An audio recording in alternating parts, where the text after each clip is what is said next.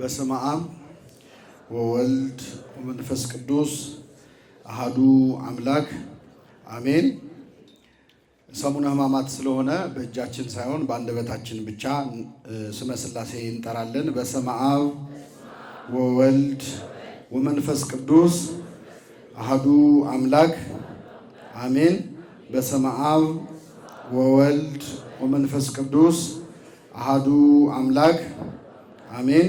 ክቡር አባታችን የዚህ ታላቅ ደብር አስተዳዳሪ፣ ክቡራን አበው ሊቃውንተ ቤተ ክርስቲያን፣ ካህናት፣ ወንድሞች ዲያቆናት፣ አገልጋዮች፣ መምህራን፣ ዘማሪያን፣ ምዕመናት ሁላችሁ በእግዚአብሔር ሰላምታ እንደምን ዋላችሁ? እንደምን ቆያችሁ?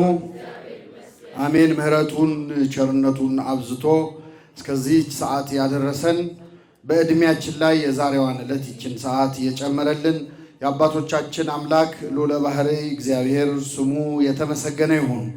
እንኳን አደረሳችሁ። በሚኖረን ቀሪ አጭር የትምህርት ጊዜ በዮሐንስ ወንጌል ምዕራፍ 11 ከቁጥር 43 ላይ ተጽፎ በሚገኝ ኃይለ ቃል መነሻነት የእግዚአብሔርን ቃል እንማራለን። የትምህርታችን ርዕስ የሚሆነው አልዓዛር ሆይ ወደ ውጪ ና የሚል ይሆናል። ይህንንም ብሎ በታላቅ ድምፅ አልዓዛር ሆይ ወደ ውጪ ና ብሎ ጮኸ። እስኪ በሉ አልዓዛር ሆይ ወደ ውጪ ና። ቃሉን የተናገረው ጌታችን መድኃኒታችን ኢየሱስ ክርስቶስ ነው። ይህንን ቃል ለትምህርት የመረጥንበት ምክንያት እንደምታውቁት ዛሬ በዓለ ሆሳዕና ነው። ስለ ሆሳዕና አንድ ሁለት ነገሮች ነግሬያችሁ ነው ወደ ትምህርቱ የምመጣው። ነገር ግን ጌታችን መድኃኒታችን ኢየሱስ ክርስቶስ ወደ ኢየሩሳሌም ሲገባ ለወትሮው ከሚቀበለው ሰው በቁጥር በጣም ብዙ ሕዝብ ተቀብሎት ነበር። የዘንባባ ዝንጣፊ ይዘው ሆሳዕና በአርያም እያሉ ታላቅ ዝማሬ አቅርበውለታል። ሌላ ቀን ከሆነው በላይ በዚህ ቀን እንዲህ አይነት ምስጋና፣ እንዲህ አይነት አቀባበል ለክርስቶስ ሊደረግለት የቻለበት ምክንያት ምንድን ነው ካላችሁ፣ ከአንድ ሳምንት በፊት ክርስቶስ አንድ ትልቅ ተአምር አድርጎ ነበር። ይህ ተአምር አልዓዛርን ከሞት ምን ያለበት ያስነሳበት። ይህ ተአምር ከቢታንያ ያሉ ሰዎች ክርስቶስን ተከትለው ወደ ኢየሩሳሌም እንዲመጡ፣ ሲገባ ደግሞ እየመጣ ነው የሚለውን ዜና ሲሰሙ አብዛኞቹ የቢታንያ ሰዎች ስለነበሩ እዛ ያደረገውን ተአምር በዓይናቸው ስላዩ፣ ሌሎች ደግሞ የተአምራቱን ዝና ስለሰሙ የዘንባባ ዝንጣፊ ይዘው ሆሳዕና በአርያም ብለው አመሰገኑት። ከዚህም በኋላ በተለይም ከቢታንያ የመጡ አልዓዛርን እንዴት እንዳስነሳው ያዩ ሰዎች ደግሞ ይመሰክሩለት ነበር ይላል ዮሐንስ ወንጌል ምዕራፍ 12 ላይ። ስለዚህ በሆሳዕና ዕለት የተዘመረው መዝሙር ምክንያት ክርስቶስ አልዓዛርን ከሞት ምን ስላለ ነው? ስላስነሳ ነው። እንደውም በአብዛኞቹ ኦሪየንታልም ኢስተርን ኦርቶዶክስ አብያተ ክርስቲያናት የትናንትናው ቅዳሜ ማለት ነው፣ ዛሬ እሑድ ነው አይደለም? የትናንትናው ቅዳሜ ዛሬን ሆሳዕና ፓልም ሰንዴ ብለው ያከብሩታል። የትናንትናውን ቅዳሜ ግን ላዛረስ ሳተርዴ ተብሎ ነው በብዙ አብያተ ክርስቲያናት የሚከበረው። የአልዓዛር ቅዳሜ ይባላል። በእርግጥ ከሳምንት በፊት ነው አልዓዛርን ያስነሳው፣ ግን ለምስጋናው ዋነኛ ምክንያት የአልዓዛር ከሞት መነሳት ስለሆነ አልዓዛርን በሰፊው በዛሬ ትምህርታችን እንመለከታለን። እግዚአብሔር አምላካችን በቸርነቱ እንዲያስተምረን እንዲመክረን የእርሱ ቅዱስ ፈቃድ ይሁንልን። ቅድም ስለ ሆሳዕና ብዙ ትምህርት ተምረናል። ግን እኔ አንድ ሁለት ቁም ነገሮች ብቻ ልናገርና ወደ ትምህርታችን እንመጣለሁ። የሆሳዕናን በዓል አስመልክቶ ጌታን ተሸክማ ወደ ኢየሩሳሌም የገባችው እና በቤተ መቅደስ ሲዞርም እንደዚሁ የተሸከመችው ማን ነበረች? አህያ ነበረች። ክርስቶስ በአህያ ላይ ነው የተቀመጠው። ንጉሥሽ በአህያ ላይ ትሑት ሆኖ ይመጣል። እኔ እንግዲህ በዕድሜ በአህያ ላይ ሄደ ንጉሥ አይታችኋል? ኢትዮጵያ ውስጥ አይታችኋል? አልተወለዳችሁም መሰለኝ። እኔ ግን ከእናንተ በፊት ነው። በአህያ ላይ ንጉሥ መቀመጥ ማለት የመጨረሻ መዋረድ ነው። ይህ ምን በአህያ ላይ ዓለም ላይ አለ በተባለው መኪና ነው አይደል ነገሥታት የሚመጡት? አዎ፣ ከአገሪቱ ኢኮኖሚ ጋር በማይመጣጠን ወጪ ወጥቶ በጣም በቅንጦት መኪናዎች ነው ነገሥታት የሚሄዱት። ክርስቶስ ግን በምን ላይ? በአህያ ላይ ወጣና የዚህን የአህያ ታሪክ ስሰማ እኔ ሌላ አህያ ትዝ ይለኛል። አህያን አህያ ያነሷል አይደል? አያነሳው? እኔ አንድ አህያ ትዝ ትለኛለች። እቺ አህያ ማን መሰለቻችሁ? ንግግር ያደረገች አህያ ነች። በኦሪት ዘኍልቍ ምዕራፍ 22 እና 23 ላይ በለዓም የተባለ የእግዚአብሔር ነቢይ በአህያ ላይ ተጭኖ በውስጡ ክፉ ነገር እያሰበ መንገድ ጀመረ ይላል። ልብንና ኩላሊትን ደግሞ ማን ይመረምራል? ስለዚህ የበለዓምን ክፉ ሐሳቡን አውቆ እግዚአብሔር መልአኩን ልኮ ከመንገድ አስቆመው። በለዓም እንግዲህ ሀብተ መርገም የተሰጠው በጸጋው ነቢይ ነው። በነገራችን ላይ የበለዓም ትንቢት አየዋለሁ፣ አሁን ግን አይደለም፣ እመለከተዋለሁ፣ በቅርብ ግን አይደለም፣ ከያዕቆብ ኮከብ ይወጣል ብሎ ስለ ክርስቶስ ትንቢት የተናገረ ነቢይ ነው። ከእግዚአብሔር መንፈስ አለው፣ ጸጋ አለው። ግን ደግሞ ክፉ ሰው ነበረ፣ ገንዘብ ደግሞ ይወድ ነበር። ለዓለም ኃጢአት ያስተዋወቀ ነቢይ ነው። በሚያሳዝን ሁኔታ የበለዓም ምክር የሚባለው ዛሬ ዓለምን ያጥለቀለቀው ፖርኖግራፊ የበለዓም ሐሳብ ነው። አይዲያው መጀመሪያ እሱ ነው መጽሐፍ ቅዱስ ላይ የምናገኘው። ባላቅ ለተባለ ለአሞራውያን ንጉሥ ምን አለው? ሴቶችን እርቃናቸውን አድርገህ መንገድ ላይ ጣዖት አስይዘህ አቁማቸው። እስራኤላውያን እርቃናቸውን ሲያዩ በዝሙት ተታለው አምላካቸውን ይክዳሉ፣ ለጣዖት ይሰግዳሉ። ይሄ የበለዓም ሐሳብ እና በጣም ክፉ ሰው ነበር በለዓም። እና ይህንን በለዓም የተባለ ነቢይ ጭና አህያይቱ ስትሄድ ከፊት ለፊቷ የእግዚአብሔር መልአክ ተቋቋማት ይላል። ቆሞ አየች። በለዓም አላየም፣ አህያይቱ ግን አየች። ስለዚህ ቆመች፣ ተኛች ይላል። ተንበረከከች። በለዓም በላይዋ ላይ ነው ያለው። አልሄድ ስትለው ተነሳና መታት። ሲመታት መልአኩ ለአህያይቱ አዘነና ፈቀቅ አለ ይላል። ለሁለተኛ ጊዜ እግዚአብሔር መልአክ በግራም በቀኝም ማለፊያ በሌለበት በጠባብ መንገድ ላይ ግንብ ባለበት ቦታ ላይ ቆሞ በለዓምን አስቆመ። አህያይቱ አሁንም አየች፣ በለዓም ግን አላየ። ይህን ጊዜ አህያይቱ ፈርታ ይላል የበለዓምን እግሩን ከአጥሩ ጋር አጣበቀችው፣ ከግንቡ ጋር አጣበቀችው። በለዓም አልቻለም፣ ንዴቱም ትንሽም አመመው። ስለዚህ ወረደና አህያይቱን ባለ በሌላ ኃይሉ ደበደባት። አላዘንላትም። በለዓም ለአህያይቱ ባያዝንም እግዚአብሔር ግን አዘነላት። አዝኖም አልቀረም፣ አንደበቷን ከፈተው። ቃል የሌለው አህያ በሰው ቃል ተናግሮ የነቢዩን እብደት አገደ እንዳለው ቅዱስ ጴጥሮስ አንደበት አውጥታ ስለምን ትመታኛለህ? እስከ ዛሬ የምትቀመጥብኝ አህያ አልነበርኩም? ምን አለችው? ስላላገጥሽብኝ ነው አለ። ምን ስላልሽብኝ ነው? ሰይፍ በእጄ ቢኖር ኖሮ እገልሽ ነበር አለ። እኔ በጣም የሚገርመኝ መልስ መስጠቱ። እስቲ አህያ ሲያናግራችሁ መልስ ትሰጣላችሁ? አሁን ከዚህ ጉባኤ ወጣችሁ ቤት ስገቡ ውሻ እንዴት አመሸ ቢል እግዚአብሔር ይመስገን ትላል? አይምሮ አይነካም እንዴ? መደንገጥ እኮ አለበት። ጭራሽ ይወያያል። ስላላገጥሽብኝ ነው። ሰይፍ በእጄ ቢኖር ኖሮ ሲደፍንብህ ከአህያ ጋር ዲስከሽን ትጀምራል። አዎ ሰው ልቡ ሲደፈን እንደዚህ ነው። ቆሞ ያናግራታል። ከዛ ምን አለችው? እስከ ዛሬ ድረስ እንዲያደርግ ዘንድ ልማዴ ነው ወይ አለችው ይላል። ማለት እንዲያደርግብህ አውቃለሁ ወይ ስትለው አይ የለም አታውቂም፣ ከዚህ በፊት አውርታ ታውቃለች። በጣም ይገርማል። ሰው መንፈስ እግዚአብሔር ሲርቀው እንደዚህ ያለው ንግግሩ አላስደነቀው። እኔ አሁን ለምን አነሳው? በሆሳዕና ዕለት ይህችን አህያ ያነሳሁት አህያን አህያ ስለሚያነሳው አይደለም። በለዓምን የተሸከመች አህያ እንድትናገር እግዚአብሔር ማድረግ ይችላል አይችልም? ከቻለ እኔ እንዲያናግርልን የምፈልገው ክርስቶስን የተሸከመችውን አህያ ነው። የተረገመውን በለዓምን ተሸክማ አንደበት አውጥታ አህያ ተናግራለች። ክርስቶስን የተሸከመችው አህያ ምን ተሰምቷት ይሆን? የኪሩቤል ክብር እኮ ነው የተሰጣት። በምድር ያለች ኪሩቤል ከእንስሳት መሃል ሆና ሰማይንና ምድርን የያዘውን አምላክ ነው የተሸከመችው። እረ እንዴት ቻለችው! ራሱ የማይቻለውን አምላክ እኮ ነው የተሸከመችው። እንዴት አይነት ክብር ነው! ፈጣሪ በላይዋ ሆኖ ምንድን ነው የተሰማት? እስቲ እርሱ በእርግጥ የተሸከሙትን የሚሸከም አምላክ ነው። የሚከብድ አይደለም፣ የሚከብድ ሸክም አይደለም። እንኳን እሷ ኪሩብ ራሱ ሲሸከሙት ችለውት አይደለም።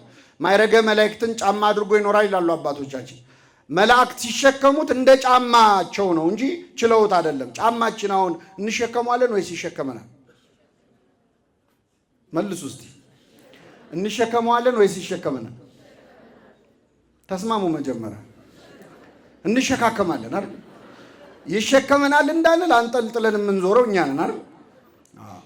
ስለዚህ እንደ ጫማ ነው። መላእክት የሚችሉት አይደለም። መላእክት እንኳን ሊሸከሙት የማይችለውን አምላክ ተሸክሞ መሄድ ምንድነው ስሜቱ? ይህች አህያ በዙሪያዋ እየተነጠፈላት እላይዋ ላይ ስላለው ክርስቶስ ተብሎ ክርስቶስ በላያችን ሲሆን የናቁን ሁሉ ያከብሩናል።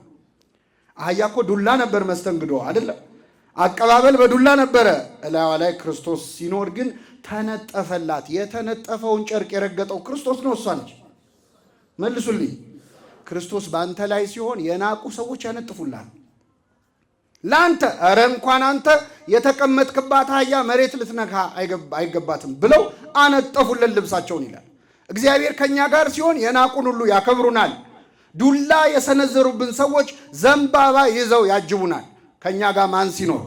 እግዚአብሔር ከሁላችን ጋር ይሁንልን። የመጀመሪያው ትምህርት ይሄ ነው። ሁለተኛው እችን ተናግሬ ወደ ዋናው እመጣለሁ። አህያን ፈታችሁ አምጡልኝ አለ ክርስቶስ። ካልጠፋ እንስሳ እኔ በተለይ እንደ ኢትዮጵያውያን እኮ አህያ አቢዩዝ የሚያደርግ የለም ታውቃላችሁ። እንደኛ አህያ የሚያሰቃያል እንዴ? ውጭ ሀገር የአህያ ጡረታ አለ ታውቃላችሁ፣ ሰምታችኋል። አህዮች ተሸክመው በጣም ከሆነ ሰዓት በኋላ ጉልበታቸው ሲያበቃና መንቀሳቀስ ሳይችሉ ሲቀሩ መጦሪያ ቦታ ተዘጋጅቶ እስኪሞቱ ይቀመጣሉ። እኛ ሀገር አሸክመን አፍግተን መጨረሻ ላይ ጅብ እንዲበላቸው ምን አይነት ግፍ ነው? ምን አይነት ግፍ ነው? እና ሸክም የበዛባት እንስሳ ነች አህያ። ምን እያለን ነው? ክርስቶስ ነው በአህያ ላይ መቀመጡ ምንድን ነው ሊነግረን የፈለገው? ለአህዮች ነው መልእክቱ። እነሱ እንደውም መጽሐፍ ቅዱስ አያነቡ። አንድ አህያ አግኝታችሁ ብትጠይቁት የሆሳናን ታሪክ አያውቀው። ያውቀዋል? የተጻፈው ለማን ነው? ለእኛ ነው። እናንተ ሸክማችሁ የከበደ ወደ እኔ ኑ እኔም ማሳርፋችኋለሁ እያለ ያለው ለአህዮች አይደለም ለእኛ ነው። አህያ ሸክም ጀርባዋን አቁስሏታል። እኛስ ኃጢአት አላቆሰልንም ወይ ነው? ሸክም በዝቶብናል እኮ ሰውነታችን ተላልጧል። ስለማይታይ ነው እንጂ የኃጢአት ቁስል ቢታይ ተጋግጠናል እኮ። ሸክማችን በዝቷል። ክርስቶስ ምን አለ? እናንተ ሸክማችሁ የከበደ ወደ እኔ ኑ እኔም ማሳርፋችኋለሁ። እኔ ሸክሜ ቀሊል ነው ቀንበሬም ልዝብ ነው፣ እኔን መሸከም አይከብድም አለ። ስለ አህያ አይደለም ለእኛ ነው። ሸክሜም ቀሊል ነው ቀንበሬም ልዝብ ነው፣ እኔ የዋህ በልቤም ትሁት ነኝና ከእኔ ተማሩ አለ አምላካችን። ስለዚህ በዛሬው ዕለት አህያን ለማጽናናት አይደለም ይሄ ታሪክ የተጻፈው። እንደ አህያ የኃጢአታችን ሸክም የበዛብን እኛ ነንና አምላካችን ሁላችንን ሸክማችንን ያሳርፍልን። አምላካችን ልዝብ የሆነ ቀንበሩን ያሸክመን። እሱም መሸከም አይከብድም። ትእዛዛቱ ከባዶች አይደሉም እንዳለ ቅዱስ ዮሐንስ በመልእክቱ ማለት እግዚአብሔር ስትሸከመው የሚቀልህ አምላክ እሱን መሸከም አይከብድም። የሚሸከሙትን የሚሸከም አምላክ ስለሆነ ማለት ነው። ስለዚህ በዚህ ዕለት ፈታችሁ አምጡልኝ አላቸው ለደቀ መዛሙርቱ። እዚህ የምታዩቸው አባቶቻችን ካህናት ናቸው። ማሰራ ኃጢአት የሚፈቱን፣ ከኃጢአት ማሰሪያ የሚፈቱን አምጡልኝ ፍቱና አላቸው ለካህናት። ፈተው ያመጡናል ከኃጢአት ስር ማለት ከማይሰራ ኃጢአት ፈተው ያመጡታል። ማንም ቢጠይቃችሁ ለጌታ ያስፈልጉታል በሉ። ለማ ምን ያደርግለታል ግን ያስፈልጉታል አለ። አይገርምም? እግዚአብሔር እያንዳንዱ ሰው ያስፈልገኛል የሚል አምላክ ነው። ቅዱስ ባስልዮስ ጌታ ሆይ ያንተ አምላክነት ለእኔ ያስፈልገኛል እንጂ የእኔ ፍጡርነት ለአንተ አያስፈልግህም ይላል። ምንም አንጨምርለትም፣ የምንቀንስበት ነው እንጂ ያለው። እግዚአብሔር ግን እያንዳንዱን ሰው አምጡልኝ ለጌታ ያስፈልጉታል በሉ ብሎ ወደ ራሱ የጠራበት ዕለት ነው። ሁላችን ለክርስቶስ እናስፈልገዋለን። አምላካችን ሁላችንን ወደ ቤቱ ይመልሰን። ወደ ርዕሳችን ልመልሳችሁ። አልዓዛር ሆይ በሉ እስኪ ወደ ውጭ ና። በዮሐንስ ወንጌል ምዕራፍ 11 ላይ ከቁጥር 1 ጀምሮ አምላካችን መድኃኒታችን ኢየሱስ ክርስቶስ በዛሬው ዕለት በዕለተ ሆሳዕና መዝሙር እንዲዘመርለት ብዙዎች እንዲያመሰግኑት ምክንያት የሆነ ሰባተኛውን ተአምር አደረገ። የመጨረሻውን ተአምር ትልቁን ተአምር አደረገ ክርስቶስ። አልዓዛርን 4 ቀን ከሆነው በኋላ ከሞት ምን አለው? አስነሳው። የዮሐንስ ወንጌል ምዕራፍ 11 ከቁጥር 1 ላይ ሲጀምር እንዲህ ብሎ ነው የሚጀምረው። አምላካችን ኢየሱስ ክርስቶስ ገና አልዓዛር እንደታመመ ነበር መልእክት የደረሰው። ከማርያም እና ከእህቷ ከማርታ መንደር ከቢታንያ የሆነ አልዓዛር የሚባል አንድ ሰው ነበረ። ማርያምም ጌታን ሽቶ የቀባችው እግሩንም በጠጉሯ ያበሰችው ነበረች። ወንድሟ አልዓዛር ታሞ ነበር ይላል። ስለዚህ እህቶቹ ጌታ ሆይ እነሆ የምትወደው ታሟል ብለው ወደ ክርስቶስ ላኩበት። እስኪ በሉ የምትወደው ታሟል ብለው ላኩበት። ሰው ሲታመምባችሁ ለክርስቶስ ይህን በሉት። እሺ ወደ ቤተ መቅደስ መጣችሁ ጌታ ሆይ የምትወደው ምን ብሏል? የምትወዳት ገሊት ታማለች በሉ። ጸሎት ነው። ግን ንግግራቸው ቅርበት ያሳያል። ከክርስቶስ ጋር ይሄ ቤተሰብ የተለየ ቅርበት ነበረው። ክርስቶስም አልዓዛርና ማርታና እህቷን አልዓዛርንም ይወድ ነበርና ይላል። ክርስቶስ ሁሉን ይወዳል፣ መፍቀሬ ሰብ ነው። በተለይ ግን ከዚህ ቤተሰብ ጋር የጠበቀ ግንኙነት ነበረው። ይህንን የምናገኘው በሉቃስ ወንጌል ምዕራፍ 10 ላይ ነው። ክርስቶስ ቤታቸው ገብቶ ተስተናግዷል። ቤታቸው ገብቶ ቁጭ ብሎ ተመልከቱ፣ አብሮ አስተምሯቸዋል። በቤታቸው ተገኝቶ ክርስቶስ ወደ ሁላችን ቤት ይግባልን ሳይንቅ ማለት ነው። ማርያምና ማርታ የተባሉት እህትማማቾች የአልዓዛር እህቶች ቤት ክርስቶስ ገባ። እንደውም ያን ቀን የሆነው በጣም የሚገርም ነገር ነው። ክርስቶስ ገብቶ ቁጭ ሲል ሁለቱ እህትማማቾች ማርያምና ማርታ ክርስቶስን እንዴት እንደሚያስተናግዱ አስበው አቅደው ውሳኔ ላይ ደረሱና በመሰላቸው መንገድ ክርስቶስን አስተናገዱት። ማርያም ቁጭ ብላ የጌታን ቃል ምን ትል ነበር? ትሰማ ነበር። ማርታ ግን ለክርስቶስ የሚያስፈልገውን ምግብ ልታዘጋጅ ወደ ጓዳ ገባች ይላል። እስቲ ልጠይቃችሁ፣ ከሁለቱ ከጌታ ስር ቁጭ ብሎ ከመማርና ጓዳ ገብቶ ከመስራት ጥሩ ያደረጉት ማን ነው? ማንኛቸው ናቸው ትክክል? ጓዳ የገባችው ነች ወይስ ቁጭ ብላ የተማረችው ነች? አታስመስሉ። እስቲ ልጠይቃችሁ፣ ቤት እንግዳ መጣ። እህት ያላችሁ እስቲ እጃችሁን አውጡ። ሴቶች ብቻ እህት ያላችሁ አውርዱ። ቤት እንግዳ መጣ። እንግዳው ሲመጣ እህታችሁ ጓዳ ገብታ ብትሰራ ነው የሚሻለው ወይስ ከእንግዳው ጋር ቁጭ ብትል ነው? ታዲያ ለምን እንወሻሻለን? አንቺ እንደውም እንግዳ ሲመጣ ከእንግዳ ጋር ቁጭ የምትይው ነገር አለ ይላሉ ብዙ እህቶች እኮ። ብልጥ መሆንሽ ነው እና ያግዥ እንጂ ነው የሚሉት። ማርያም ቁጭ ብላ ከጌታ እግር ስር ቁጭ ብላ ትማር ነበር። ማርታ ገብታ ብዙ ድስት አይልም ቃሉ፣ ግን ጸባዋን ሳይው ብዙ ድስት የጣደች ይመስለኛል። በቃ አንዱን ስትለው አንዱ ያራል፣ እንዲህ ስትለው በቃ ምርር አላት። ማርያም ግን ቁጭ ብላ ከጌታ እግር ስር ምን ትል ነበር? ትማር ነበር። ይህን ጊዜ ብላ ብላ አልሆን ሲላት መጣችና ወገቧን ይዛ ይመስለኛል አነጋገሯ፣ እኔ ብቻዬን እንድሰራ እህቴ ስትተወኝ አይገድህም አለችው። እኔ ብቻዬን እየፈጋው እህቴ ስትተወኝ አይገድህምን? እንድታግዘኝ ንገራት አለችው ክርስቶስ። ክርስቶስ መለሰላት፣ ማርታ ማርታ ስለ ብዙ ነገር ትጨነቂያለሽ፣ ትታወኪማለሽ። የሚያስፈልገው ግን ጥቂት ወይም አንድ ነገር ነው። ማርያምስ የማይቀሟትን በጎ ዕድልን መርጣለች፣ ከእርሷ የማይወሰድባትም ማለት። ክርስቶስ ማርያምን አመሰግናል። ግን በትክክል ካያችሁት እንግዳ ቤት ሲመጣ ከእንግዳ ጋር ከመቀመጥ ይልቅ እንግዳውን ማስተናገድ ነው ጥሩ ስራ የሚሆነው።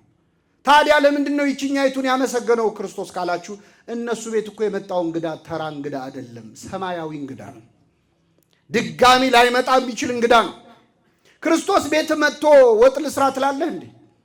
የእሱን ቃል ለመስማት እንዴት እንደሚጓጉ ሰዎች አታውቅም? በዋለበት እየዋሉ ባደረበት እያደሩ ረሃብ እያሰቃያቸው ጭምር ከጠዋት እስከ ማታ ፀሐይ የመታቸው ከአፉ የሚወጣውን ቃል ከአፉ የሚፈሰውን ሞገስ ለማየት የሚጓጉለት ክርስቶስ ቤቷ ድረስ መጥቶ እንዴት ጓዳ ትገባለች? ይሄንም ያሳዝን ክርስቶስ መሆን እኮ ነው። የእኛን የኃጢአተኞቹን ቃል ይኸው ቁጭ ብላችሁ እየሰማችሁ አይደል? የክርስቶስ ቃል እኮ የራሱ የእግዚአብሔር ቃል የሚፈውስ የሚያድን ቃል ነው። ይሄ ነው ያልገባት። ሙሴ በሲና ተራራ በሰባቱ መጋረጃዎች ውስጥ በሰባቱ መንጦላይት ውስጥ እያለፈ በፍርሃት በመንቀጥቀጥ የሰማውን ቃል የአብን ቃል ቤቷ ድረስ መጥቶ ወጥ ሰራለሁ ብሎ ዞር ማለት ነው። እንዴት ያለ ነገር! ቅዱስ ኤፍሬም ሶርያዊ ማርታ ምግብን ለፈጠረው አምላክ ምግብ ልትሰራ ወደ ጓዳ ገባች ይላል። ለሱ ምግቡ መጠጡ እኮ የኛ መመለስ ነው። ኃጥእ አመ ይኔስህ እንባሁ ሰቲ፣ ኃጢአተኛ ሲጸጸት እንባውን ጠጣለሁ ይላል። የክርስቶስ ምግቡ የኛ ንስሐ ነው። ጆሮ ሰተን ቃሉን ስንሰማ እንደበላ ይቆጥረዋል። ሳምራይቷን ሴት አስተምሮ ና ምግብ ብላ ሲሉት ምን አለ? እኔ ሌላ የምበላው ምግብ አለኝ አለ። የእኔ ምግብ የላከኝን ስራ አድርግ ዘንድ። የክርስቶስ ምግቡ እኛን ማስተማር ነው። እና ማርታ ይህንን አላወቀችም። ጓዳ ገብታ ሙያዋን ልታሳይ እርግጠኛ ነኝ ባለሙያም ትመስለኛለች። ዝም ብዬ ሳስበው በጣም ባለሙያ ነገር ትመስላለች። እና እንደ እንትን ነው ለማሳየትም ጭምር ማለት እህትማማች ስንሆን እንደ አንድ አይነት እንዳንመስለን ልዩነት አለን ለማለት ይመስላል። አላስቻላትም። ድስቱን እንዲህ ስትል አላስቻላትም። ማርያም ቁጭ ብላ ስትማር ማርታ ተብከነከነች። ወገቧን ይዛ በቁጣ መጣች። እኔ እንድሰራ ስትተወኝ እህቴ ስትተወኝ አይገድህምን? እንድታግዘኝ ንገራት ብላ እህቷን አሳጣቻት። ቃለ እግዚአብሔር የማይማር ሰው አሽሙረኛ ነው። ቀስ አርጋ እህቷን ጠርታ ና ያግዥኝ እንጂ ማለት ይቻላል አይቻልም? እሷ ግን መታገዝ አይደለም የፈለገችው፣ እህቷን ማዋረድ ነው። ማፊት ክርስቶስ ፊት እኔን ብቻዬን ስትሆኝ አይገድህም? እቺ ኮምፕሌክስ እኮ እኛም ጋር አለች። ቤተክርስቲያን አገልጋዮች እንዲህ አይነት ችግር አለብን። አሁን ይህን ጉባኤ ለምሳሌ ድንኳን የጣላችሁ ወንበር የደረደራችሁ የለፋችሁ ከጠዋት ጀምሮ ምናልባትም ከማታ እዚህ ያመሻችሁ ልጆች አላችሁ። ከእናንተው ጋር ማህበር የሚያገለግሉ ልጆች ከትናንት ጀምሮ ሳይመጡ ዛሬም ጠዋት ድርሽ ሳይሉ የጉባኤው ሰዓት ሲደርስ አበሻ ቀሚሳቸውን ሽክ ብለው ሲመጡ ደስ ይላል። መጣሽ ነው የምትሉት አይደል?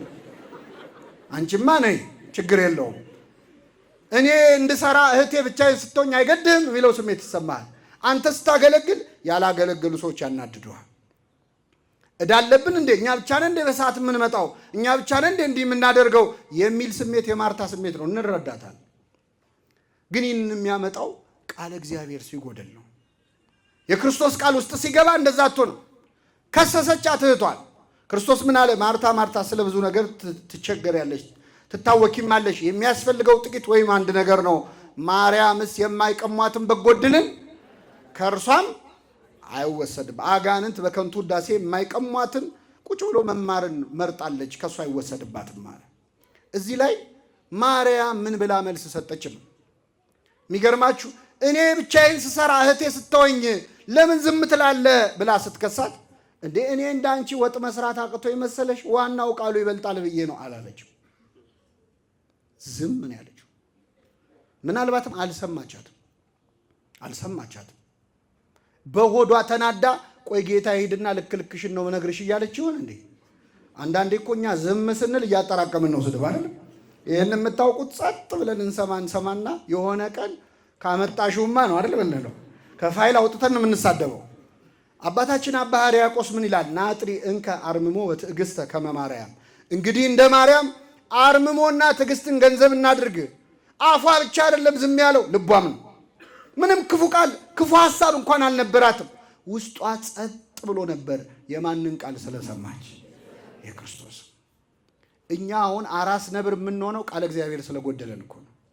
እንኳን ተናግረውን ገላመጡኝ ብለን ለጸብ የምንነሳሳው ቃሉ ውስጣችን ስለሌለ ነው። ቃሉን አምላካችን ወደ ልባችን ያስገባልን። እነዚህ የትማማቾች እንግዲህ ቤታቸው ጌታን ያስተናገዱ፣ ያችም ወጥ ልትሰራ የሞከረች፣ ይችም ደግሞ ቃሉን የተማረች እህቶች ወንድማቸው አልዓዛር በጠና ታመመ። ጌታ ሆይ የምትወደው ታሟል ብለው ለክርስቶስ ላኩበት። የምትወደው ታሟል። ብዙ አይነት አለ። ለክርስቶስ መልእክት የላኩ ሰዎች አሉ። ቃል ብቻ ተናገር ልጄ ምን ይላል ይድናል ያላለ። ጌታ ሆይ ወደ ቤቴ መጥተህ ልጄም ፈውስልኝ ያላለ። እነዚህ እህቶች ግን ናና ፈውሰውም አላሉ። እዛው ቃል ተናግረ ፈውሰውም አላሉ። የምትወደው ታሟል፣ የምታደርገውን አንተ ታውቃለህ አሉት። ክርስቶስ ዝም አለ። ይገርማቸዋል። ታሟል ሲሉት ዝም አለ። 1 ቀን 2 ቀን 3 ቀን ከረመ። በዚህ መሃል አልዓዛር ሞተ። አልዓዛር ሞቶ 4 ቀን እስኪሞላው ድረስ ክርስቶስ አልሄደም። ለቅሶ ሰልስቱ አለፈ፣ ተቀብሮ ማለት ነው። 4 ቀን እስኪሆነው ጠበቀ ክርስቶስ። ምክንያት አለው። ክርስቶስ ተቀብረህ እንድትቆይ የሚፈልገው መነሳትህ ተአምር እንዲሆን ሲፈልግ 3 ቀን ወይ 2 ቀን ሆኖት መጥቶ ቢያስነሳው አይ መጀመሪያም እኮ አልሞተም ነበር፣ ትንፋሹን በደንብ ቼክ አላረጋችሁም ነው የሚለው ሰው። በደንብ መሞቱ ብቻ ሳይሆን መበስበሱን እስኪያውቁ ድረስ ስንት ቀን ቆየ? 4 ቀን። ከ4 ቀን በኋላ ወዳጃችን አልዓዛር ተኝቷል፣ ልቀሰቅሰው ሄዳለሁ አለ ጌታ። እስኪ በሉ ወዳጃችን አልዓዛር ተኝቷል፣ ምን ልለው ሄዳለሁ? ሐዋርያም ምን አሉ? አይ ተኝቶ እስከሆነ ጥሩ ነው አሉ፣ ያልፍለታል አሉ። አልገባቸውም። ደገመው ክርስቶስ። አልዓዛር ሞቷል አለ። ልናየው እንሄዳለን አለ። እዚህ ላይ ትትናውን አያችሁ። ከሞት ላስነሳው ሄዳለሁ አላለም። ከሞት ላስነሳው ሄዳለሁ አላለም። እና እንሂድ ወደ ቢታንያ አላቸው። ከቢታንያ ደግሞ ክርስቶስ አይሁድ ሊገሉት ድንጋይ አንስተው አምልጦ ተሰውሮ ነው የመጣው። አሁን ተመልሼ ወደዛ ልሂድ ሲል ደቀ መዛሙርቱ ኧረ ሊገሉ ይፈልጋሉ፣ ተመልሰ እንዴት ወደዛ ትሄዳለህ አሉት። አይ እሄዳለሁ አለ ክርስቶስ።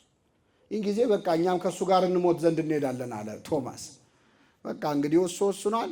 አብሮ መኖር አብሮ ለመሞት ነው አይደለ? በዋለበት ውለናል፣ ባደረበት አድረናል፣ አሳና እንጀራ ሲያበረክት በልተናል። ምን ይደረጋል እንግዲህ አብሮ መሞት ነው ብለው ተስፋ ቆርጠው ተያይዘው ሄዱ። ክርስቶስ አልዓዛር በሞተ በአራተኛው ቀን ወደ ቢታንያ መጣ። አይሁድ በነገራችን ላይ የለቅሶ ባህላቸው ከኛ ጋር በጣም ተመሳሳይ ነው ከኢትዮጵያውያን ጋር። ወይ ድንኳን ዳስ ይጥላሉ፣ አለዚያ ምኩራብ ውስጥ ነው ለቅሶ የሚያደርጉት፣ ሰርግም ለቅሶ። እና ጌታ ወደ ቢታንያ መጣ።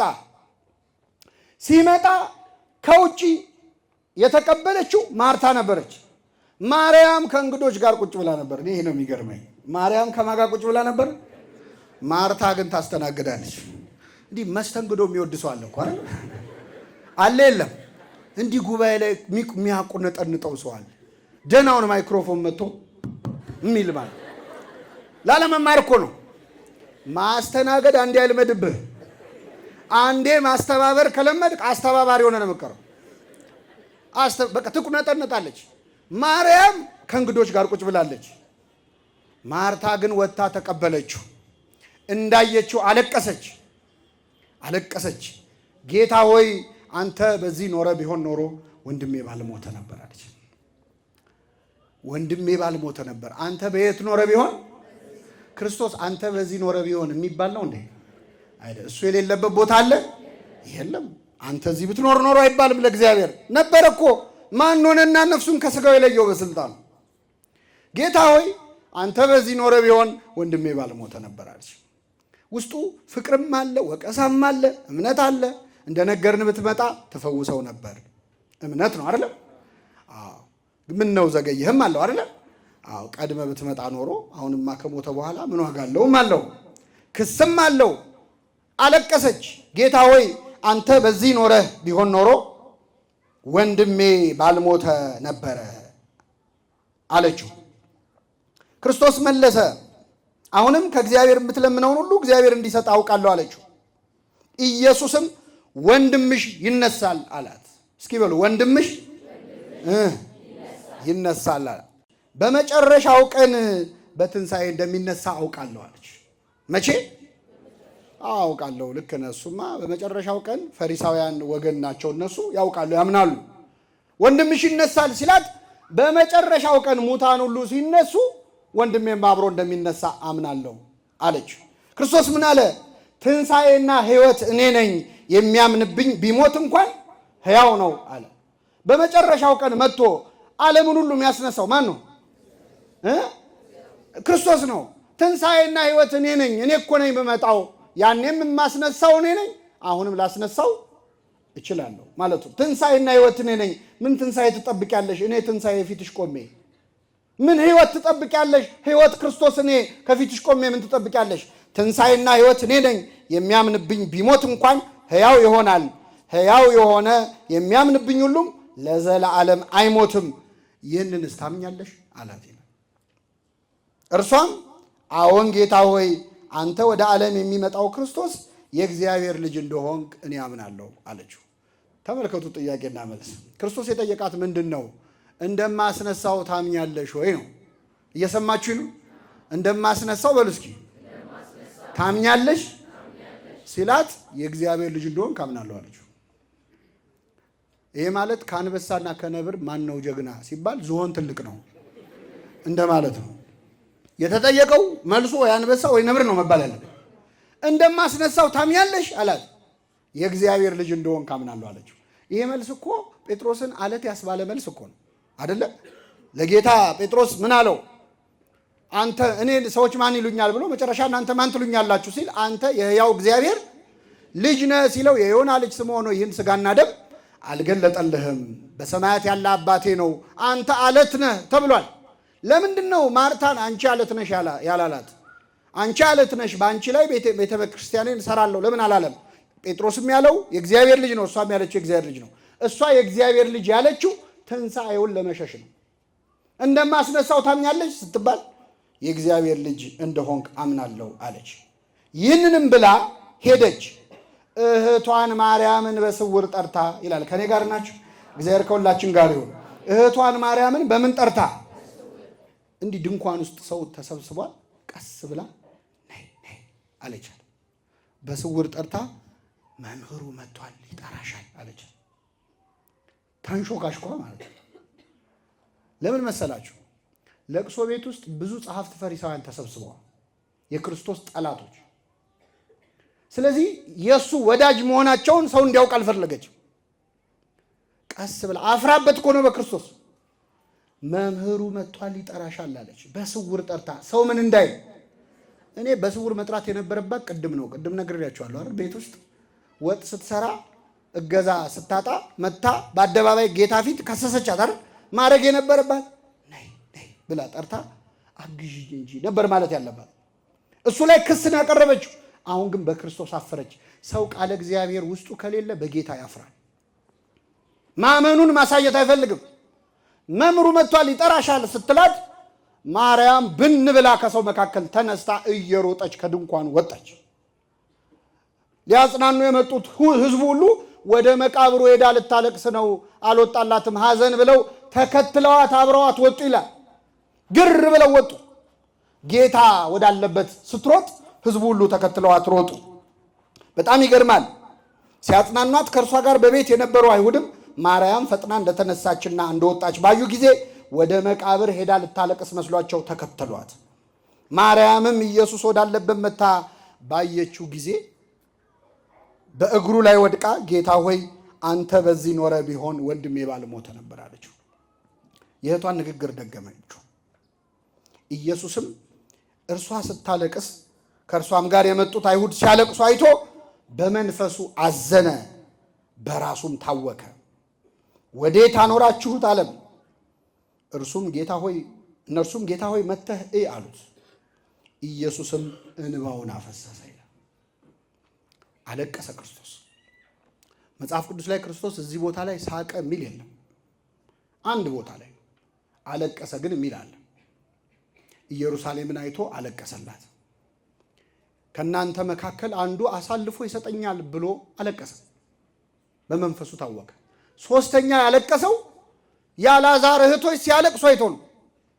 የእነሱ ለቅሶ አስለቀሰው። በጣም ይገርማል። እኔ ይህንን ሳነብ ምን ትዝ እንደሚለኝ ታውቃላችሁ? ክርስቶስን ያስለቀሰው እነማ ሲያለቅሱ አይቶ ነው። የአልዓዛር የእህቶቹ ለቅሶ አስለቀሰው አይደል? የእመቤታችን ለቅሶን ሲያይ ምን ተሰምቶት ይሆን ክርስቶስ? ዓርብ ዕለት ተሰቅሎ እያለ ስለሱ ስታለቅስ ሲያይ ምን ተሰምቶት ይሆን? ከክርስቶስ ስቃዮች መካከል በነገራችን ላይ እሷ ስታለቅስ ማየቱ አንዱ ነው። እናትህ ስታለቅስ ማየት እንዴት ይሰማል? የአልዓዛር እህቶች ለቅሶ መንፈሱን ያወከው ጌታ የእመቤታችን ለቅሶ ምን ያህል ተሰምቶት ይሆን? ከ13ቱ ሕማማተ መስቀል ሌላ 14ተኛው የጌታ ስቃይ እኮ የእናቱን እንባ ማየት ነው። ታውቃላችሁ?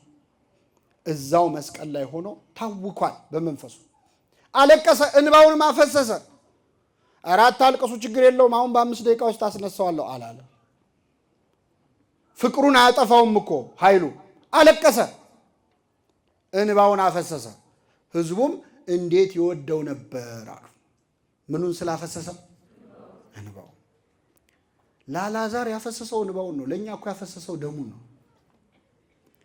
ነው። አይሁድ እንባውን ሲያፈስ አይተው እንዴት ወደደው አሉ። ደሙን ሲያፈስ አይተው እንዴት ወደደን ግን አላሉ። አልገባቸውማ። አለቀሰ። ወዴት አኖራችሁት? የት ጣላችሁት አለ ጌታ። እምወደውን አልዓዛርን ወዳጄን የት ነው የቀበራችሁብኝ? የት ነው ያለው ብሎ ጠየቀ ክርስቶስ። ና ብለው ወሰዱት። መቃብሩ ጋር ሄዶ ማልቀስ ፈልጎ መስሏቸው ነው። ክርስቶስ ግን ጉድጓዱ ጋር ሲደርስ ድንጋዩን ክፈቱት አላቸው። መቃብሩ ከፈቱት። አልዓዛር ወደ ውጪ ና ብሎ ተጣራ። ወደ መቃብሩ ሲቀርብ ማርታ ተከተለችው። እረ ጌታ ሆይ ከሞተ 4 ቀን ሆኖታል፣ ይሸታል አለችው። በቃ ወንጌል ያልተማረ ሰው ስራው ነው። ይሸታል። ተው ግድ የለህም አለችው።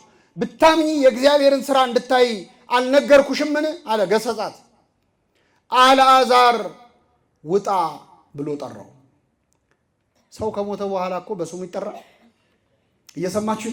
ሰው ሲሞት ከቤት ሲወጣ ምኑ ወጣ ነው የሚባለው? ሬሳው። ትንሽ የተማረ ሰው አስከሬኑ ይላል። በስምህ ግን አይጠራህም። ሄኖክ ወጣ የሚል አይገርምም? በደቂቃ እኮ ነው።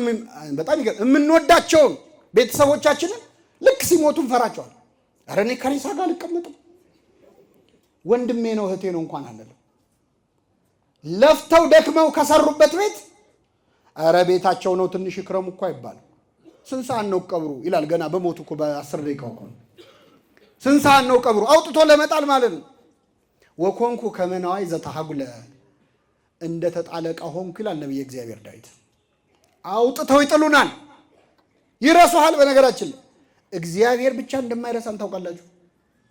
እዚህ መሃል የሞቱ ዘመዶች ያሏችሁ ሰዎች ከ10 ዓመት በፊት ከ20 ዓመት በፊት ትንሽ ራቅ ያለ ዓመት በፊት የሞቱ ወንድሞቻችን፣ እህቶቻችን፣ ቤተሰቦቻችን ወይ ጓደኞቻችን መልካቸው እንደሚጠፋን ታውቃላችሁ። ድምፃቸው እንዴት እንደነበር አይጠፋችሁ? እንዴት ነበር ማየ ድምጿ?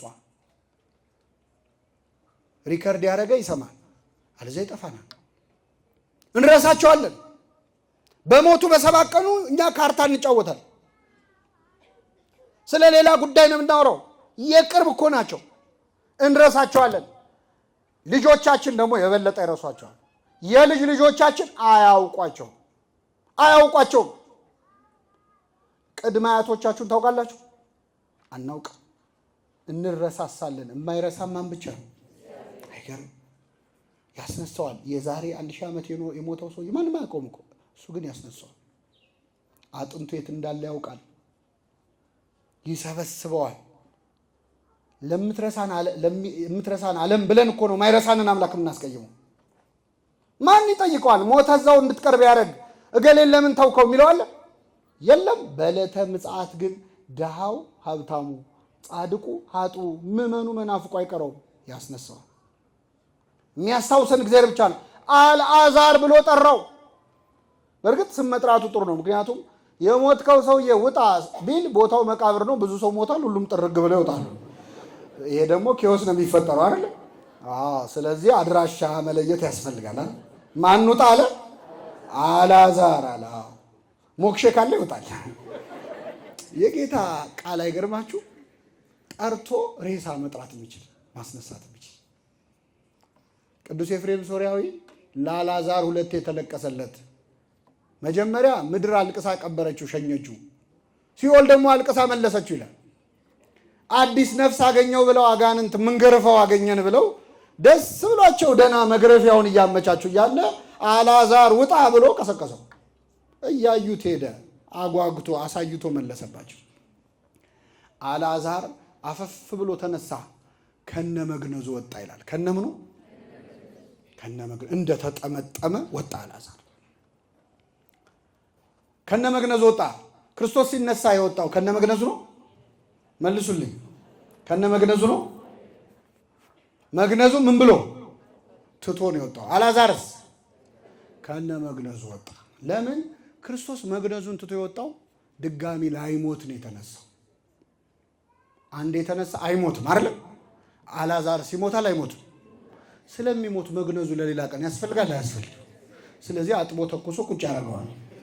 ንብረትም ማባከን አያስፈልግም አይደል? አዎ፣ ድጋሚ ለሱ መግነዝ ማን ይፈልጋል? ስለዚህ ከነ መግነዝ ወጣ። ሊነሳ ሊሞት ነው የተነሳው። ክርስቶስ ግን ላይሞት በኩረ ትንሣኤ የምንለው ለዚህ ነው። ክርስቶስ እሱ ብቻ ነው ላይሞት የተነሳው። ሌሎች ግን ተነስተዋል፣ መልሰው ሞተው። የሞተ ቀን ያስነሳቸው ሰዎች አሉ። እንዴት ያለ አምላክ ነው በእውነት! የሞተ ቀን ያስነሳቸው ሰዎች አሉ። ኤልሳ ያረገውን ቅዱስ ኤፍሬም ለዚህ ተረጉመዋል። ከኔ ጋር ናቸው። ኤልሳ የተባለው ነቢይ ከሞተ በኋላ አንድ ሰው ሊቀብሩ ሰዎች በቃሬዛ ተሸክመው ይሄዳሉ እና በቃሬዛ ተሸክመው እየሄዱ እያለ ድንገት ሽፍታዎች መጡ፣ ነፍሰ ገዳዮች ሲመጡ እንቀብራለን ብለንማ እዚሁ አንቀበርም ብለው ሬሳውን ወርውረው ሮጡ። ይሄ እድለኛ ሬሳ የወደቀው የኤልሳ መቃብር ላይ ነው። የኤልሳ አጽም ላይ ነው። ይህም ሰውዬ ልክ የኤልሳ አጽም ሲነካው ወዲያውኑ ተነሳ። እኔ የሮጠ ይመስለኛል ሳስበው። ማለት አደጋ ጣዮች አሉ አይደለ?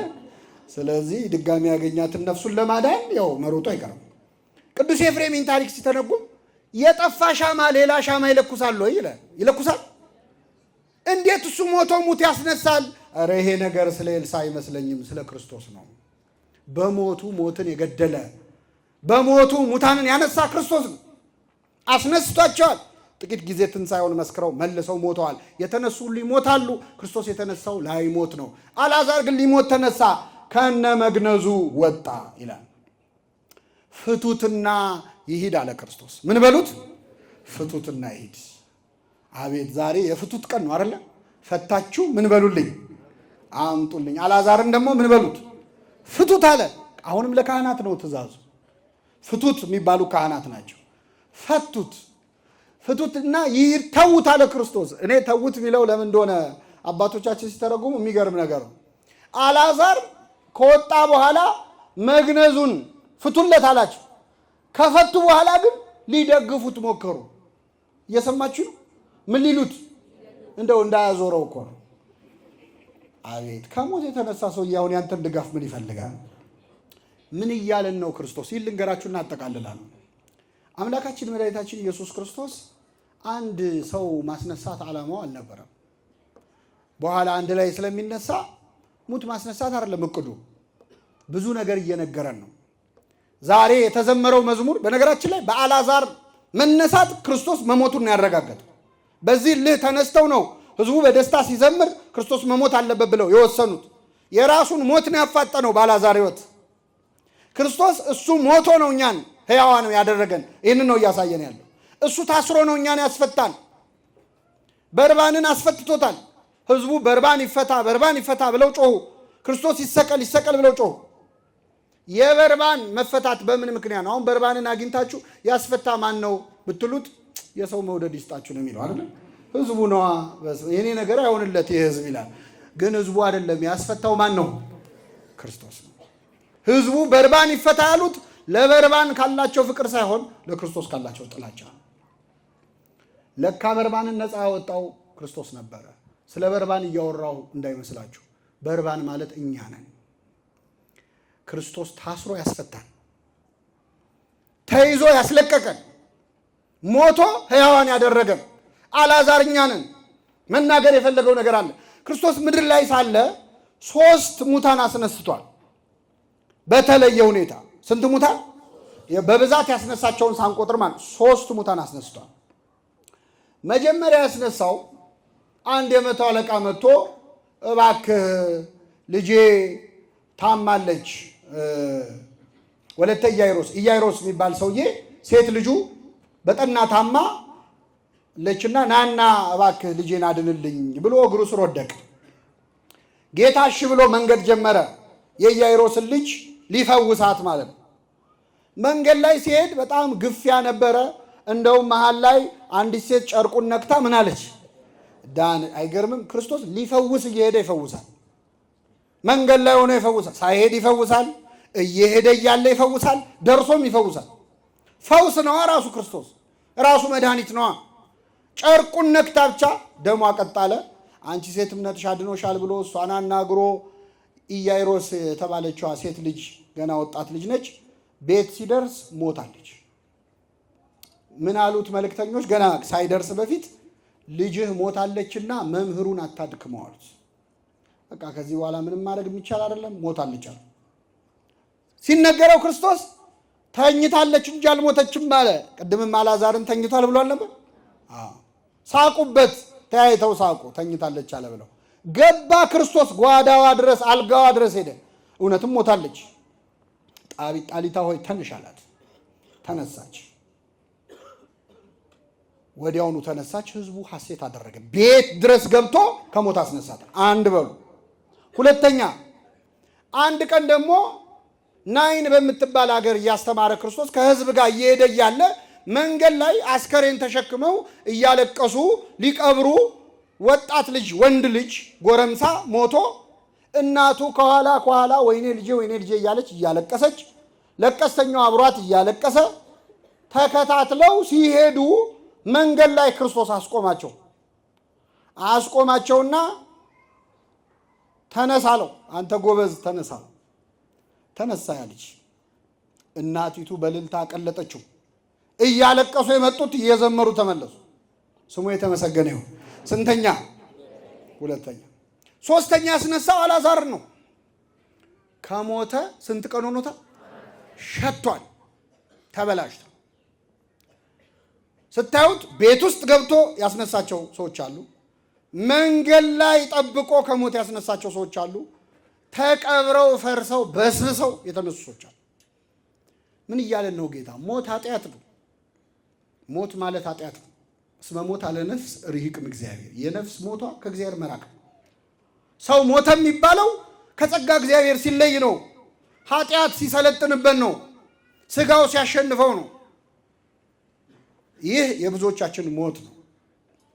ሰው የማይቀብረን ግን እኛ ራሳችንን በኃጢአት የቀበርን። ምን አደረገ? የመጀመሪያዋ ሟች ቤት ውስጥ ሆና ነው የሞተችው።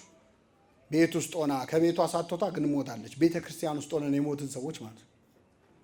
እያገለገልን ከቤቱ ሳንለይ ከመቅደሱ እያስቀደስን እያወደስን እየዘመርን እያስተማርን አቤት አቤት እየተባልን እየተወደስን እየተመሰገንን ሰው መሞታችንን ሳያውቅ እግዚአብሔር ግን እንደ ሞትን ያወቀልን ሰዎች አለ። አምላካችን በቸርነቱ ያስነሳል።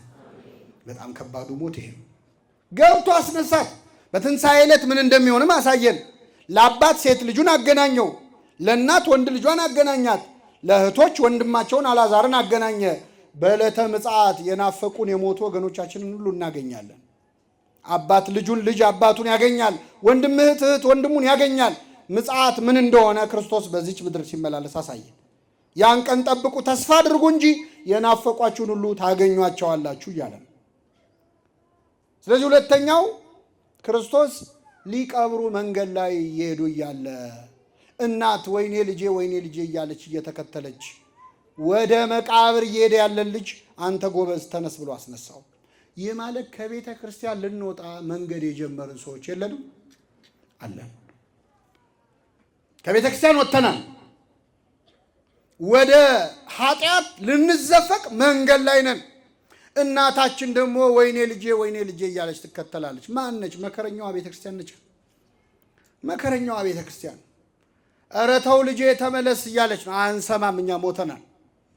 ሰዎች እያለቀሱ እያጀቡን ነው። መንገድ ላይ ያለን እጠፋ ያለች ነፍስ ያለን ማለት ነው። አሳድጋ ይጦረኛል ብላ ስታስብ ልጅ ሲሞት እንዴት ይከብዳል። ቤተ ክርስቲያን አሳድጋን የቃሉን ወተት መግባ አሳድጋን፣ ስጋውን ደሙን ሰጥታ አሳድጋን፣ ልጅነትን ሰጥታ አሳድጋን። ወደ ኃጢአት፣ ወደ ክህደት፣ ወደ ኑፋቄ፣ ወደ አመንዝራነት ልንሄድ መንገድ ስንጀምር እንዴት ያስለቅሳል። ለፍታ ቤተ ክርስቲያን አለቀሰች። ወገቧን ይዛ መንገድ ላይ አስቁሞ አንተ ጎበዝ ተነስ አለው። አንቺ ጎበዝ፣ አንተ ጎበዝ ተነስ ይበለን አምላካችን። አዎ ከኃጢአት ሞት ማለት ነው። መንገድ ላይ ያለነውን ሰዎች ይመልሰን። አንሰማም እኮ አንዴ ለመቀበር መንገድ ከጀመረ ሰው አይሰማም እኮ። ነጋሪት ቢጎሰም እኮ አይሰማም። ቢመከር አይሰማም። እናቱ ብትጮህ ብታለቅስ አይሰማም። ክርስቶስ ተነስ ካላለው እንዴት ይነሳል? እሱ ብቻ ተነሱ ይበለን አምላካችን። አዎ እሱ ሲል ነው የሚሰማው። ነፍስ ነው የምትሰማው መመለስ እየፈለገ። ሶስተኛው የአልዓዛር ሞት ነው። አልዓዛር ሞቷል ብቻ አይደለም፣ ተቀብሯል ብቻ አይደለም፣ ፈርሷል፣ በስብሷል፣ ሸቷል። አልዓዛር ውጣ አለው ይላል። ወደ ውጭ ና አለው ክርስቶስ። ወደ ውጭ ኑ ይበለን አምላካችን። መቃብር የተባለው በኃጢአት፣ በሱስ፣ በአመንዝራነት፣ በስካር በቃ ብልሽት ብለን የተበላሸን ሰዎች አሉ። የምንሸት ሰዎች አሉ። አሁን ኃጢአት ቢሸት ኖሮ ማን ከቤቱ ይወጣል? እስቲ ሰው የበደለውን ያህል ቢሸት አንወጣም እኮ። ይሸታሃል ጌታ ሆይ አለችው። የገዛሃት እኮ ነች። ሰዎች ይሸታሃል ያሉን ሰዎች አለ። አይ እሱ ከዚህ በኋላ ከዚህ ሱስ ይወጣል ብለህ ነው? አይ ቤተ ክርስቲያንም እንዲመጣ አንፈልግም። እንዲህ አይነቱ ሰው ይሸታሃል እንለዋለን ለጌታ። አለባበሱ ያልተስተካከለ፣ አነጋገሩ ያልተስተካከለ፣ የሚያጨስ የሚቅም የሚሰክር ሰው ቤተ መቅደሱ ስናይ እንዴት ነው የምንሆነው? ይሸታል ጌታ ሆይ ማለት ያምረናል እኮ። ይሸታል ጌታ ሆይ። እሱ አይሸተው። ክርስቶስ እንደማይሸተው ገና ሲወለድ ያሳየን። በረት ውስጥ ተወልዶ አይደል? እንስሳት መሃል ሆኖ እንደ እንስሳ የከረፋ ህይወት ቢኖራችሁ አልጸየፋችሁም እያለ እኮ ነው። ስብከቱን እንደመጣ እኮ ነው የጀመረው። በማይከለ ክሌ እንስሳ ርኢኩከ፣ በሁለት እንስሶች መሃል አየሁ ይላል ዕንባቆም። እንስሳዊ ህይወት ባለን መሃል ተወልዷል ክርስቶስ። እሱ አይሸተው። እኛ ይሸተናል፣ እሱ ሳይሸተው። ማርታዎች ናቸው የሚከሱት። አረ ይሸታል ይላል። ቃል እግዚአብሔር የጎደለው ሰው ነው ይሸታል። ብዙዎቻችን ሰው ወደ ቤተ ክርስቲያን እንዲመጣ የምንፈልገው ተለውጦ ነው። አለባበሱ፣ አነጋገሩ፣ ህይወቱ ተስተካክሎ እንዲመጣ ነው። ትንሽ ብልሽት ያለ ነገር ካለው እንዲመጣ አንፈልግም። መጥቶ እንዲለወጥ ሳይሆን ተለውጦ እንዲመጣ ነው የምንፈልገው። ይሸታል ጌታው ያለችው እንዲህ ከማለት ይሰውረን አምላካችን። አልዓዛር ውጣ አለው። ሬሳው እንደሚሉት አስከሬኑ እንደሚሉት እኮ ያውቃል ጌታ። በስሙ መጥራት አቁመዋል። ሰካራሙ እንደሚሉ ያውቃል ጌታ። ሱሰኛው አመንዝራው እንደሚሉ ያውቃል። ስምህ ተቀይሮ ኃጢአት ስምህ እንደሆነ ያውቃል። ትተዋል ሰዎች በስምህ መጥራት። አጅሬው እንደሚሉ ያውቃል። መጣ ይሄ ሌባ እንደሚሉ ያውቃል። ይሄ ሰካራም ደግሞ ጀመረው እንደሚሉ ያውቃል። እሱ ግን አልዓዛር ይልሃል። በጎቼን በስሜ ጠራቸው፣ በስማቸው ጠራቸዋለሁ። ድምፄን ይሰሙኛል፣ እኔ እንደሆንኩ ያውቃሉ። ሁላችንም በስማችን ይጥራል። ውጣ አለው፣ ወጣ። ክርስቶስ ውጣ ብሎት እንኳን 4 ቀን 44 ቀን 1000 ዓመት ቢኖረው ይወጣል ሰው ከመቃብር። የተጫነን ድንጋይ ከክርስቶስ ቃል አይበልጥ። የተጫነን ኃጢአት፣ የተጫነን ሱስ፣ አልላቀቅ ያልነው ነገር ለምኑት። አልዓዛርን ውጣ ያልክ ጌታ እኔን ውጣ ማትለው ለምንድን ነው በሉት፣ ይሰማል። ለምንድን ነው ውጣ ማትለኝ? የለም የሆነ ኃጢአት ደጋግመን የምንሰራው አልሰራውም ብለን ዝተን ተመልሰን የምንሰራው። ለምኑት እንደ ሳምራዊቷ ሴት ጌታ ሆይ ድጋሚ እንዳልጠማ ወደዚህ ጉድጓድ ተመልሼ እንዳልመጣ እባክህ ያንተን ውሃ ሰጠኝ በሉት። ድጋሚ የምንመጣባቸው ጉድጓዶች አሉ እኮ የኃጢአት ጉድጓዶች። አልመጣም ብለን ተመልሰን እንመጣለን። አልጠጣም ብለን ተመልሰን እንጠጣለን። አዲስ ዓመት ሲመጣ ስንት ወጣቶች ሲጋራ ሰበሩ፣ ስንት ወጣቶች ጫት አልቅምም ብለው ተራገሙ። ተመልሶ ኃጢአት ውስጥ ይገባል። አንዱ መጠጥ አልጠጣም ብሎ ዝቶ 1 ሳምንት ቆየና መጠጥ ቤት ሄዶ አዘዘ። እንዴ አቁም ያለው አላልክም ሲሉት አይ ለወንድሜ ነው ዛሬ የምጠጣው አለ። ተመልሰህ ጉድጓድ ውስጥ ትገባለህ። ያንተን ውሃ ስጠኝ ጌታ ሆይ፣ ያንተን ውሃ ከጠጣው ይሄ ውሃ አይጠማኝም። ኃጢአትን እንደ ውሃ የምጠጣሁኝ አልቀርም በሉት። አልዓዛርን ውጣ ያለ ጌታ እኛን ማውጣት ይችላል አይችልም? ይችላል። የነ ማርታን አስተያየት አይሰማም። የሰው ወሬ ሰምቶ የሚፈርድ መሰላችሁ ጌታ? ስለኛ ሰዎች የሚያወሩት ነገር ጉዳዩ አይደለም። እንመለስ እንጂ ይሸታል። እንዲህ ነው እንዲያ ነው፣ እሷ እንዲህ ነች፣ እሱ እንዲህ ነው። የሰው አስተያየት ሰምቶ ፈርዶ ያውቅ። ውጣ አለው። ከነ መግነዙ ወጣ። ካህናቱን ፍቱት አላቸው። ከኃጢአት ማሰሪያ ይህን ኃጢአተኛ ፍቱት ይበልልን አምላካችን። ፍቱትና ይሂድ አለ። ማለት ከኃጢአት ተመልሰም ሰዎች አያምኑም። ተውት ይሂድ አለ። የሆነ ሰው እንደምንም ንስሐ ገብቶ ቤተክርስቲያን ሲመጣ ሰዎች ያሸማቅቁታል። አሁን ተመለስኩ ብለህ ነው፣ አሁን ነገ ተመልሰ የምታደርገው እናቄል ይላል። ተውት ይሂድ፣ ልቀቁት፣ መልሼዋለሁ ልቀበለው ይላል። እና አምላካችን በዚህ ቀን ያደረገው ተአምር ዛሬ በሆሳዕና ዕለት ሰዎች እንዲያመሰግኑ ምክንያት ሆኗል። የሰማነውን በልቡናችን ያሳድርብን።